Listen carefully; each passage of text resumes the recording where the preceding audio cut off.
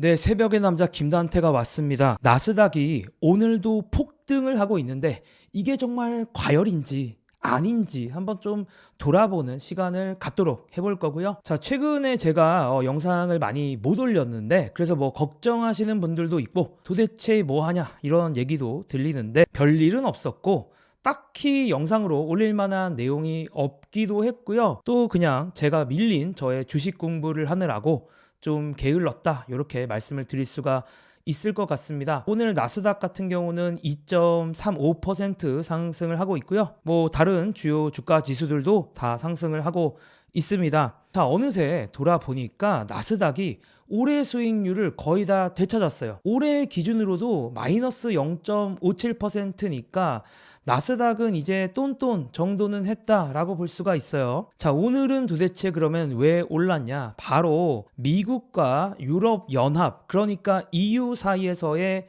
무역 갈등이 있었는데 그런 무역 갈등과 관련해서 협상이 신속하게 진행될 것이고 원래는 이제 트럼프가 EU에 관세를 50% 때린다라고 했다가 그 관세도 7월 9일까지 연기하기로 했습니다. 그래서 결국에는 또 관세 관련된 뉴스, 최근에 그냥 시장이 많이 움직인다. 그러면 뭔가 관세 관련돼서 뉴스가 있었다는 거죠.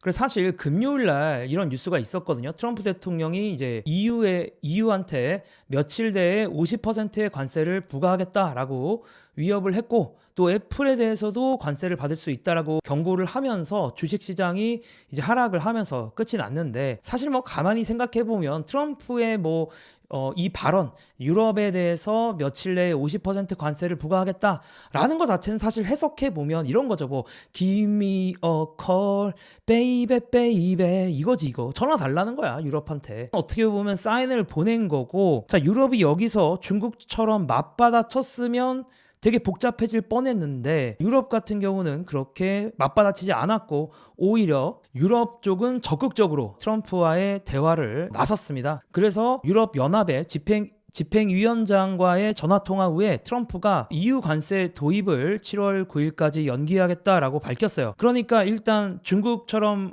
강대강으로 가는 게 아니라 뭔가 대화의 여지가 있음을 이렇게 보여준 거고, 거기다가 EU는 미국과의 무역 협상을 신속히 진행하겠다라고 밝혔습니다. 그리고 또 트럼프가 본인의 SNS에 올린 글에서도 EU가 무역 협상 일정을 잡기 위해 연락해왔다라고 전했습니다. 근데 엄밀히 말하면 제가 아까도 말했지만 트럼프가 먼저 연락 달라고 한 거 아닌가? 50% 관세 부과하겠다라는 위협 자체가 트럼프가 먼저 연락했다라고 봐야 될 것 같은데 뭐 어쨌든 트럼프는 이제 이런 식으로 정신 승리를 하기를 좀 좋아하는 것 같다라고 생각을 하고요. 근데 개인적으로 상당히 좀 흥미로웠던 거는 금요일 날 트럼프가 EU에게도 관세 폭탄을 때린다라고 선언했을 때도 시장이 그렇게 크게 영향을 받지는 않았어요. 물론 그때 마이너스 나스닥이 한 마이너스 1.8%, 마이너스 2%, 요 정도로 시작을 하긴 했는데 어쨌든 간에 이제 이런 이슈 자체를 시장에서도 좀 익숙하게 생각하는 건가, 뭔가 이 떡밥은 더 이상 큰 떡밥이 아닌가라는 그런 생각도 좀 들었습니다. 개인적으로 이런 EU와의 갈등은 시장에선 좀 더 큰 폭의 움직임이 있었어야 한다라고 저는 생각을 하거든요. 왜냐하면 냉정히 말해서 미국 입장에서 가장 큰 무역 파트너가 EU이기 때문이죠. 중국보다도 수출입 규모가 더 크기 때문에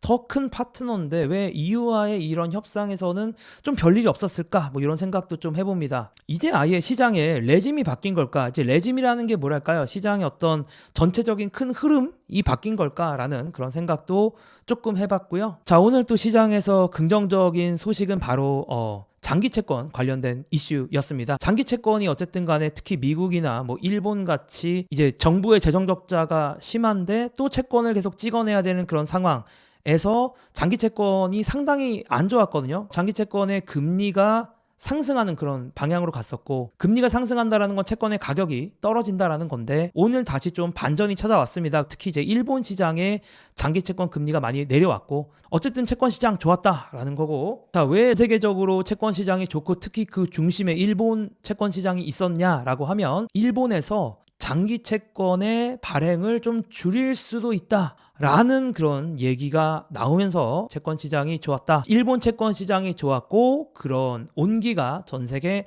채권 시장으로 흘러나갔고 또 지금 어쨌든 시장에서 채권의 시장 금리가 높은 거에 대해서 상당히 불편해하고 있었기 때문에 이 금리가 다시 하락하는 게 주식 시장에는 오히려 호재로 작용했다라고 보시면 될 것 같습니다. 그 외에도 컨퍼런스 보드 소비자 신뢰 지수가 발표가 됐는데 예측치보다도 훨씬 더 높게 나왔어요. 그래서 요거 자체가 엄청나게 일단 좋은 거고, 참고로 이 소비자 신뢰 지수라는 건 뭐냐면 미국의 소비자가 현재 경기와 6개월 앞 경기의 전망, 소득 전망 같은 것들을 얼마나 낙관적으로 보는지 비관적으로 보는지 그런 것들을 종합한 지표인데, 자, 요게 어쨌든 100 근처로 왔다라는 것 자체는 상당히 좋은 거죠. 좋은 거고, 요 위에 있는 파란색만 보셔도 되는데 이게 사실은 뭐 2025년이 시작되고 관세와 관련된 갈등이 생기면서 정말 많이 떨어졌었거든요. 근데 이게 다시 이제 부활을 하면서 야, 경기가 그냥 평타는 치는구나. 여기서 이제 100 정도가 평타라고 보시면 되는데, 야, 평타 정도는 되는구나라는 생각이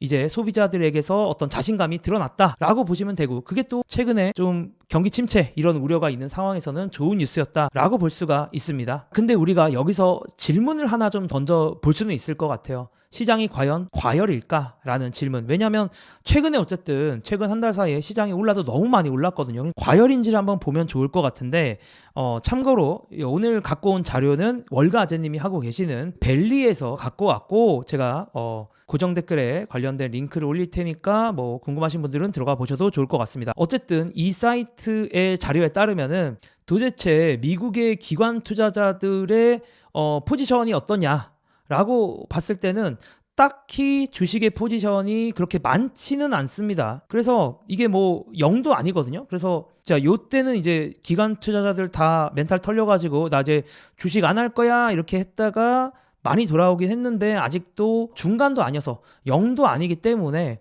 아직은 뭔가 주식에 과도하게 투자하고 있는 것 같지는 않다 라고 얘기를 할 수가 있을 것 같고요. 또 같은 자료에서 같은 글에서 본 얘기인데, 자, 모건 스탠리에 따르면 기관들은 여전히 리스크를 줄이는, 그러니까 레버리지를 줄이는 쪽으로 움직이고 있고, 미국의 롱숏 펀드의 순 레버리지도 관세 보류 발표 전 수준으로 돌아왔고, 전체적으로 뭐랄까 기관 투자자들의 위험 포지션이 그렇게 위험한 걸 추구하고 있지는 않습니다. 그리고 여기서 CTA의 전체적인 주식 비중에 대해서도 그렇게 높지는 않거든요. 지금 보면 그냥 한 중간 정도 되지 않습니까? 그 정도 되는데, 참고로 이제 CTA라는 게 좀 파생 알고리즘 기반으로 운영하는 등록 자문사나 펀드들의 집합이라고 보시면 되는데, 좀 더 공격적으로 좀 더 추세추종으로 투자하는 그런 기관들의 포지션이다 이렇게 그냥 생각을 하셔도 될 것 같습니다. 근데 이제 이들의 포지션을 봤을 때도 그렇게 공격적이지는 않다라는 거죠. 기관들의 현재 움직임을 봐도 그렇고 MMF라고 그냥 이거 뭐 현금이랑 비슷한 거다라고 생각을 하셔도 되는데,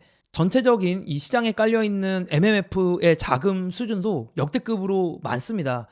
이걸 어떻게 해석해보면 지금 현금을 막 투입하고 있다라기보다는 오히려 증시가 언제든 위험하면 자금을 투입할 수도 있다, 이렇게도 해석을 할 수가 있기 때문에 제가 보기에는 전반적으로 이렇게 봤을 때는 증시가 아직 과열이라고 보기는 조금 어렵지 않나 라는 생각을 미국 주식시장의 어떤 기본적인 자료들을 보면서 그런 생각이 조금 들었고요.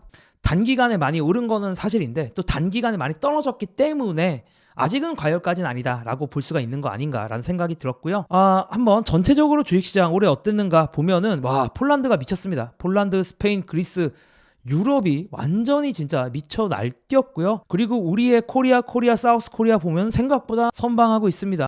자, 사우스 코리아가 이제 16% 연초 대비해서 상승했는데, 이건 엄밀히 말하면 달러 기준으로 그렇다라는 겁니다. 한국 원화가 상당히 최근에 강했죠. 그래서 이제 코스피 상승보다 좀 더 큰 폭의 상승으로 보여지는 거고요. 그리고 미국 같은 경우는 현재 제일 못하고 있습니다. 그래서 거의 하위권에 머물고 있다, 이렇게 볼 수가 있겠고요. 자, 그러면 지금 시장의 모습은 그래도 관세 걱정에서 어느 정도 해방된 그런 모습, 약간 그런 느낌으로 흘러가고 있는데, 우리가 냉정히 생각해 봤을 때 이 관세와 관련된 걱정에서 영원히 해방된 걸까? 냉정히 따져서 관세 리스크가 아예 없다라고 할 수 있는 걸까? 그렇게 관세 리스크를 그렇게 심각하게 생각하지 않았던 올해 초와 주가가 비슷한 건 괜찮은 걸까? 라는 그런 걱정 여전히 저의 가슴 한켠에는 있다라는 말씀 드리고요.